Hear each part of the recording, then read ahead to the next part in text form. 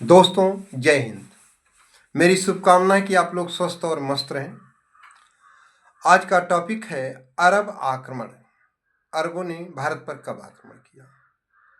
मित्रों, अरब राज्य की राजधानी दमिश्क थी, जो कि वर्तमान में यमन देश में स्थित है, और यहाँ का शासक था खलीफा उम्मयद खिलाफत उर्फ हज्जाज। दूसरी तरफ भारत के उत्तर पश्चिम दिशा में सिंध राज्य की बात किया जाए तो सिंध राज्य की राजधानी एलोर थी। यहाँ का शासक दाहिर था, जो कि चाच वंश से संबंधित था। मित्रों, इस्लाम धर्म के अनुयायियों में भारत में सर्वप्रथम प्रवेश करने वाले अरब थे। आपसे परीक्षा में प्रश्न पूछा जाए, कौन थे? अरब थे इस्लाम धर्म के अनुयायियों में, जो कि 712 ईस्वी में प्रवेश किए हैं। दरअसल आक्रमण का कारण ये रहा कि अरब और श्रीलंका के बीच व्यापारिक संबंध थे और मार्ग में सिंध राज्य में स्थित देवल बंदरगाह पड़ता था। तो जलयान के लिए खाद्य सामग्रियों की जरूरत पड़ती थी, तो ये लोग देवल बंदरगाह से खाद्य सामग्री खरीदते, इसके बाद श्रीलंका जाते, और श्रीलंका से वापस जब जलयान लौटता था तो फिर यहाँ देवल बंदरगाह से खाद्य सामग्री खरीदते थे। इसका परिणाम यह रहा कि देवल एक व्यापारिक मंडी के रूप में विकसित हो गया। आसपास के लोग जो व्यापारी थे खाद्य सामग्रियों को लाकर यहाँ बेचते थे, अच्छा खासा लाभ उठाते थे। लेकिन दुर्भाग्य से अरब जलयान, जो कि श्रीलंका से वापस लौट रहा था, जब देवल बंदरगाह पर पहुंचा, कुछ लुटेरों ने भयंकर लूटमार किया, व्यापारिक वस्तुओं को लूट लिया, उसमें जो कर्मचारी थे उनका कत्ल कर दिया, जो महिलाएं बच्चे थे अपने गृह राज्य वापस जा रहे थे, उनके साथ बहुत बर्बर बर्ताव किया।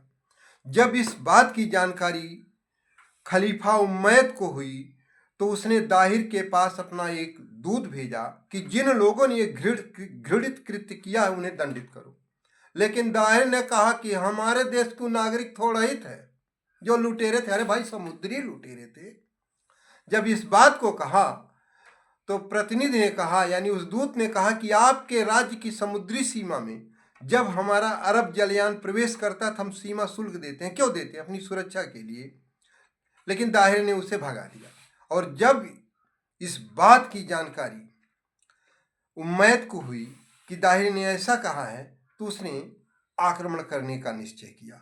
शुरुआती दौर में 2 सेनापति भेजता है, 2 बार सेनाएं भेजा, एक बार उबैदुल्ला के नेतृत्व में, दूसरी बार बुदैल के नेतृत्व में, और ये स्थल मार्ग से भेजा था।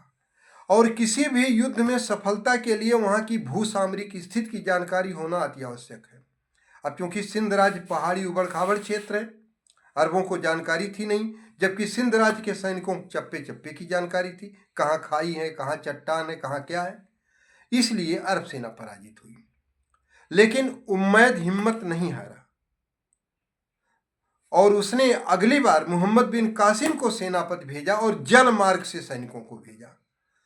जब जलयानों से ये सैनिक देवल बंदरगाह पर पहुंचे तो वहां के लोगों से इन लोगों ने मित्रता कर लिया, और सिंध राज्य की भूसामरिक स्थिति, सिंध राज्य के शासकों द्वारा अभी तक जो भी विभिन्न युद्धों में युद्ध पद्धतियां अपनाई गई थीं, उन सब का अध्ययन किया, और युद्ध के दौरान ये लोग किन किन हथियारों का प्रयोग करते हैं, कौन कौन सी युद्ध पद्धति है, सब कुछ। और जब पूरी एकदम जानकारी ले लिया, क्योंकि कहा गया ना, घर का भेदी लंका ढाए, तो जो ये देवल के लोग थे जिनसे मित्रता करके उसने सारी पोल पट्टी ले ली, अब इसके बाद वो राजधानी येलोर की तरफ आगे बढ़ा। तो दोस्तों, आमेर, जिसे रावर भी कहा गया है, वहां पर दोनों सेनाओं का 20 जून 712 ईस्वी को आमना सामना होता है। अरब सेना का सेनापति था मोहम्मद बिन कासिम और सिंध राज्य की सेना का सेनापति था दाहिर। इस युद्ध में दाहिर मारा गया, मोहम्मद बिन कासिम विजयी हुआ। और जब अरब विजयी हुए तो इसका भारत पर क्या प्रभाव पड़ा? इस्लाम धर्म का भारत में प्रवेश हो गया। दूसरी चीज क्या हुई? उसने हिंदुओं पर जजिया नामक धार्मिक कर 712 ईस्वी में लगा दिया, क्योंकि वो जानता था कि अगर मैंने बहुत ज्यादा शक्ति की और जन विद्रोह हो गया तो हम अरबों को भागना पड़ेगा। इसीलिए उसने ये चाल चली। ये बात अलग है कि बहुत सारे हिंदू भयवश इस्लाम धर्म स्वीकार कर लिए थे, यहां तक कि सिंध राज्य के सोचसों ने, सिंध राज्य के जो शोषित वर्ग के लोग थे, यानी समाज के निचले तबके के लोगों ने इस्लाम धर्म अपना लिया। ये भी दुष्परिणाम रहा है भारत के लिए देखा जाए तो। ये सब होता है। दो पुस्तकें बहुत महत्वपूर्ण हैं अरबों के आक्रमण के बारे में जानकारी के लिए। एक है बिलादुरी की रचना है किताबुल फुतूह अल बलदान, जो कि 9वीं शताब्दी की रचना है, अरबी भाषा में इसने लिखा है। इसमें इसने लिखा है कि अरबों ने भारतीयों से चिकित्सा शास्त्र, दर्शन शास्त्र, नक्षत्र विज्ञान, गणित, शासन प्रबंधन की जानकारी प्राप्त की।